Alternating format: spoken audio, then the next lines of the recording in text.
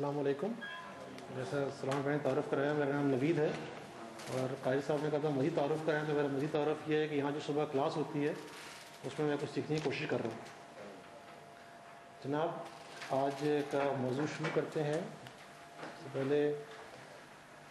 احمد صلی علی رسول الکریم، اما بعد، رب اشرح لی صدری ویسر لی امری واحلل عقدۃ من لسانی یفقہوا قولی. آج جب میرے بولنے کا ٹائم آیا تو عثمان بھائی نے لوگ بڑھا دیے، تو ایک طرح تو اچھا ہے کہ اب ہوتا ہے آنے والے دنوں میں ماشاءاللہ اور لوگ بڑھ جائیں تو کم سے کم ساتھیوں کے سامنے بولنا پڑے گا. آج کا جو ٹاپک میں نے چوز کیا ہے وہ ہے مسلمان بحیثیت نمائندہ اسلام، کیونکہ ہم سب الحمدللہ مسلمان ہیں اور ہر فرد جو ہے وہ کسی نہ کسی چیز کو ریپرزینٹ کر رہا ہے، نمائندہ ہے. ہم لوگ اپنے خاندان کو ریپرزینٹ کر رہے ہیں، اپنے ملک کو ریپرزینٹ کر رہے ہیں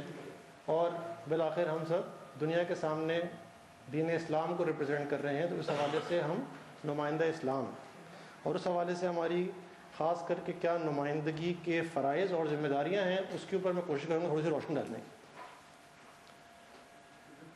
جس طرح ہر نمائندہ کسی چیز کا بھی نمائندہ ہو، وہ جس چیز کی نمائندگی کر رہا ہو اس کا عمل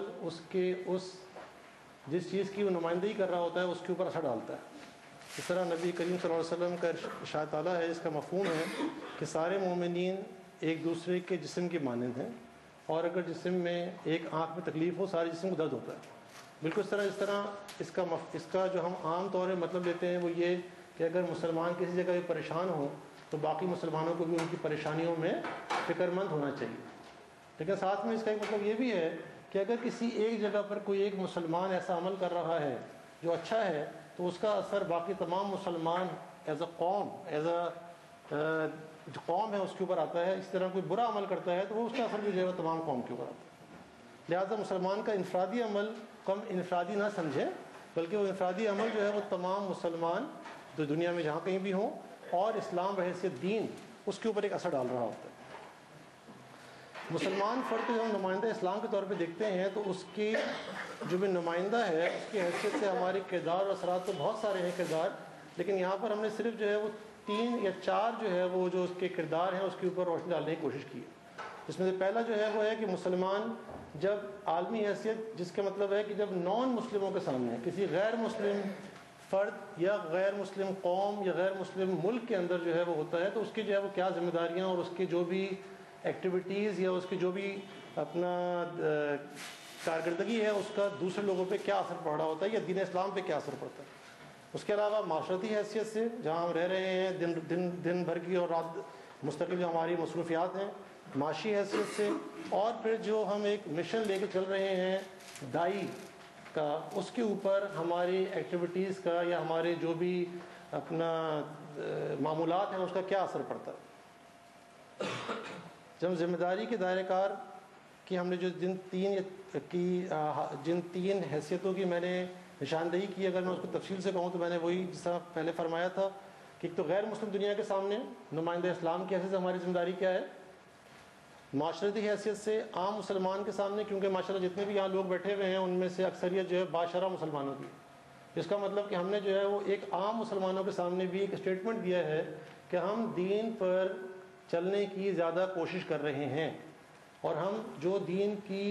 کی ضروریات ہیں یا دین کی ریکوائرمنٹس ہیں وہ پوری کرنے کی ہماری پوری کوشش ہے. تو یقیناً جب ایک عام مسلمان ہمیں دیکھتا ہے تو وہ اس نظریے سے دیکھتا ہے کہ اگر یہ کوئی شخص کر رہا ہے تو یہ دین کے زیادہ قریب تر ہونا چاہیے. سملرلی معاشرتی حیثیت میں ایک اور ہماری حیثیت ہے ہمارے خاندان میں، کہ ہمارے خاندان میں ہم میں سے اکثر جو ہے وہ اب ماشاءاللہ اس عمر کے حصے میں ہے جہاں پر اکثریت جو ہے ان کے چھوٹوں کی ہے اور کم لوگ جو ہے ان کے بڑے ہیں. لیکن جس حیثیت میں بھی ہم ہیں، اگر ہمارے بڑے ہیں تو ان کے چھوٹوں کی حیثیت سے، اگر ہمارے ساتھی ہیں، ہمارے دوست ہیں، ہمارے کزنز ہیں ان کے ساتھیوں کی حیثیت سے، اور جو ہمارے چھوٹے ہیں ان کے والدین یا ان کے بزرگوں کی حیثیت سے ہماری کیا ذمہ داریاں ہوتی ہیں. اور معاشی حیثیت جو کہ ہم سب لوگ جو زندہ ہیں تو الحمدللہ ہم سب اپنے معمولات زندگی چلانے کے لیے کسی نہ کسی طریقے کا ہم نے انتخاب کیا ہوا ہے معاشی طور پہ اپنی ضروریات پوری کرنے کے لیے، اور اس میں جو ہے بحیثیت معاشیات بھلے ہم تاجر ہوں یا ملازم ہوں یا آجر ہوں، ہماری ذمہ داری کیا ہے. پہلے ہم ذکر کرتے ہیں